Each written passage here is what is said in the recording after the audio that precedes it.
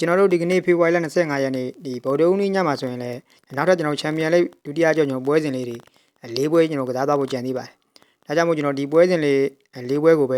ထုံးစံတိုင်းကျွန်တော်လိုရင်းလိုရှင်းလေးရွေးချယ်ပေးချင်ပါတယ်ဗျ။ကျွန်တော်မနေ့ကရွေးချယ်ပေးခဲ့တဲ့ကျွန်တော်ချန်ပီယံလိ၄ပွဲမှာဆိုရင်လည်းဒီ80ကိုနဲ့ဘလူးဂျက်ပွဲကျွန်တော်အဲ့ပွဲကိုဒီ80ကိုအသင်းရဲ့ body ကိုရွေးချယ်ပေးခဲ့တာကျွန်တော်100ခိုင်နှုန်းအဆင်ပြေခဲ့တယ်။နောက်ကျွန်တော်ဒီလီဗာပူးဆင်နဲ့အိုလံပီယာကော့ပွဲအဲ့ပွဲကိုလည်းကျွန်တော်အဝေးကွင်းအိုလံပီယာကော့အသင်းနဲ့ဒီဂိုးပေါင်းအပေါ်ဆိုပြီးမှကျွန်တော်နှစ်ကြောင်းရွေးချယ်ပေးခဲ့တာကျွန်တော် body လေးကတော့အဆင်ပြေခဲ့တယ်ကျွန်တော်ဂိုးပေါင်းကတော့အဆင်မပြေခဲ့ပါဘူးနောက်တစ်ပွဲကလည်းကျွန်တော်ဒီ internet ဘိုဒိုကလင်းပွဲအဲ့ပွဲကိုလည်းကျွန်တော်ဒီအဝေးကွင်းဘိုဒိုကလင်းကိုရွေးချယ်ပေးခဲ့တာဆိုတော့ကျွန်တော်အဲ့ပွဲလေးကလည်းအားလုံးအဆင်ပြေကြမယ်လို့ထင်တယ်ဒီနောက်ဆုံးပွဲကတော့ဒီနယူကာဆယ်နဲ့ဒီကွာတာဘက်ပွဲကျွန်တော်အဲ့ပွဲကိုတော့ကိုရွေးချယ်ပေးခဲ့တယ်ကျွန်တော်အဲ့ပွဲလေးကတော့လုံးဝမသွားပါလေဗျဆိုတော့ကျွန်တော်မနေ့ကရွေးချယ်ပေးခဲ့ကျွန်တော်၄ပွဲထဲမှာဆိုရင်လည်း၃ပွဲလောက်ကျွန်တော်အဆင်ပြေခဲ့တဲ့အတွက်ကြောင့်မို့ဒီကျွန်တော်ရဲ့ညီကိုတွေအားလုံးလည်းအဆင်ပြေကြမယ်လို့ထင်ပါတယ်ဒီညမှာလည်းကျွန်တော်တို့ဒီဆက်ပြီးတော့အပေါင်းပြအောင်နိုင်အောင်လို့ကျွန်တော်ကြိုးစားပေးထားပါတယ်ဗျဒီခုမှအောင်ဆုံးကျွန်တော်ရွေးချယ်ပေးခြင်းတဲ့ပွဲကတော့ဒီအတနာတင်းနဲ့ဒေါမွန်ပွဲကျွန်တော်ဒီပွဲကတော့ည7:00နာရီမှာကျွန်တော်ကစားကြမယ့်ပွဲဖြစ်တယ်ပေါက်ကြီးကကျွန်တော်ဒီအင်ရှင်အတနာတင်းက level 55ပေးထားပြီးတော့ကျွန်တော်ကိုပေါင်းကြီးမှာဆိုရင်တော့3+35ပေးထားပါတယ်ဒီတင်းကျွန်တော်ပထမကြော့တွေးဆုံမှုမှာတော့ကျွန်တော်ဒေါမွန်ကဝေးကွင်းမှာကျွန်တော်2စီးနဲ့နိုင်ထားတယ်အဲ့ပွဲမှာတော့ကတော့ကျွန်တော်ဒေါမွန်ကကျွန်တော် level 80နဲ့ဂိုးပေါင်းကြီးကျွန်တော်3+40ပေးခဲ့တယ်လက်ရှိကျွန်တော်အတနာအသင်းပေးထားတဲ့ဂျေးနဲ့ကျွန်တော်ဒေါမွန်အသင်းပေးထားတဲ့ဂျေးကတော့အရန်ကြီးတော့မကွာပါဘူးလက်ရှိဒီနှစ်သင်းစလုံးကတော့ကျွန်တော်လက်တော်ရလက်ပိုင်းအရာရောကျွန်တော်ချွေးစမ်းပိုင်းအရာရောကတော့တော်တော်လေးတည်ငြိမ်နေတဲ့သင်းတွေဖြစ်တယ်ဒီအင်ရှင်အတနာအသင်းကဒီခုနောက်ဆုံးကျွန်တော်5ပွဲထဲမှာ4ပွဲနိုင်ထားပြီးတော့ကျွန်တော်လက်ရှိဒီဒေါမွန်အသင်းနဲ့ကျွန်တော်ပထမကြော့မှာရှုံးထားတဲ့ပွဲအဲ့ပွဲလေးတစ်ပွဲပဲရှိထားတဲ့သင်းဖြစ်တယ်တစ်ဖက်ကကျွန်တော်ဒေါမွန်ကလည်းဒီနောက်ဆုံး5ပွဲထဲမှာဆိုရင်4ပွဲနိုင်တစ်ပွဲတည်နေကျွန်တော်ရှုံးပွဲမရှိထားသေးပဲနဲ့တော်တော်လေးဖောင်ကောင်းနေတဲ့အသင်းဖြစ်တယ်ဒါပေမဲ့ကျွန်တော်ဒေါမွန်အသင်းရဲ့လက်ရှိဒီချန်ပီယံနဲ့ကျွန်တော်အဝေးကွင်းရလက်ကတော့အသိအားရစရာမကောင်းပါဘူးဒီသူကစားခဲ့တဲ့ကျွန်တော်အဝေးကွင်း4ပွဲထဲမှာဆိုရင်ဒီနိုင်ထားတာဆိုလို့ဒီကိုပင်ဟေဂင်ကိုနိုင်ထားတဲ့ပွဲအဲ့ပွဲလေးတစ်ပွဲပဲရှိထားတာကိုတွေ့ရတယ်ကျန်တဲ့3ပွဲမှာဆိုရင်တော့ဒီစပါးအသင်းနဲ့ကျွန်တော်မန်စီးတီးအသင်းတွေကိုရှုံးထားပြီးတော့ဂျူဗင်တက်ကိုတေးကြထားပါတယ်ဆိုတော့ကျွန်တော်ဒေါမွန်အသင်းရဲ့လက်ရှိကျွန်တော်ချန်ပီယံလိအဝေးကွင်းဖောင်ကတော့အရင်ကြီးမကောင်းဘူးဒီပွဲမှာလည်းကျွန်တော်သူ့အနေနဲ့က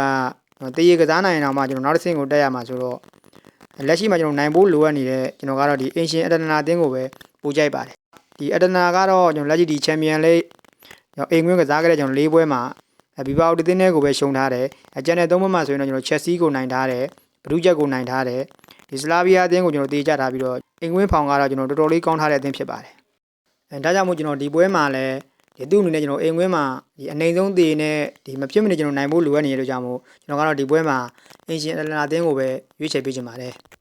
နောက်ထပ်တစ်ပွဲကတော့ကျွန်တော်ည2နာရီပွဲမှာကစားကြအောင်မယ်ဒီဂျူဗင်တယ်အသင်းနဲ့ဂလာတာဆာရီပွဲဒီပွဲကတော့ကျွန်တော်အင်ရှင်ဂျူဗင်တယ်အနေနဲ့နောက်တစ်ဆင့်ကိုတက်ဖို့ကတော့ကျွန်တော်တော်တော်လေးရုန်းကန်ရအောင်မဲ့ပွဲဖြစ်တယ်ပထမကြော့မှာကျွန်တော်9ဂိုး2ဂိုးနဲ့ရှုံးထားရတဲ့ကြောင့်မို့ဂျူဗင်အနေနဲ့ကတော့ကျွန်တော်အနေဆုံးဒီ3လုံးတော့ပြန်သွင်းနိုင်မှပဲကျွန်တော်အခြေအနေကောင်းမဲ့အနေထားမျိုးပါလက်ရှိကျွန်တော်ပေါက်ကြီးကတော့ဂျူဗင်ကကျွန်တော်1မိုင်းနဲ့35ပေးထားတယ်ဂိုးပေါင်းကြီးမှာဆိုရင်တော့3မိုင်းနဲ့60ပေးထားတာကိုတွေ့ရပါတယ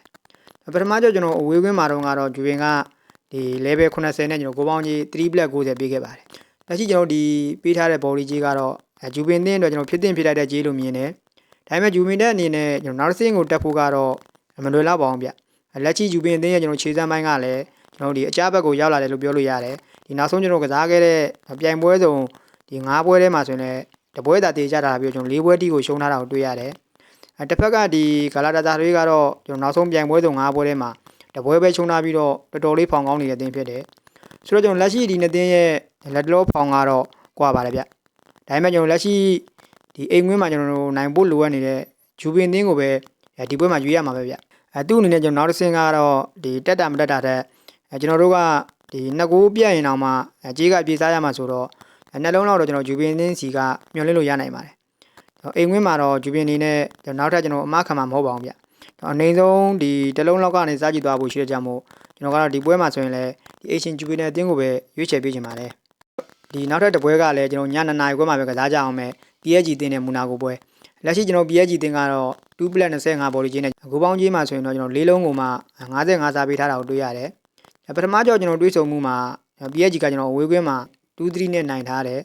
အဲ့ပွဲမှာတော့ကျွန်တော် PSG ကအဝေးကွင်းမှာကျွန်တော်1+10နဲ့ဂိုးပေါင်းကြီးကတော့3-20ပဲပေးခဲ့တာပါ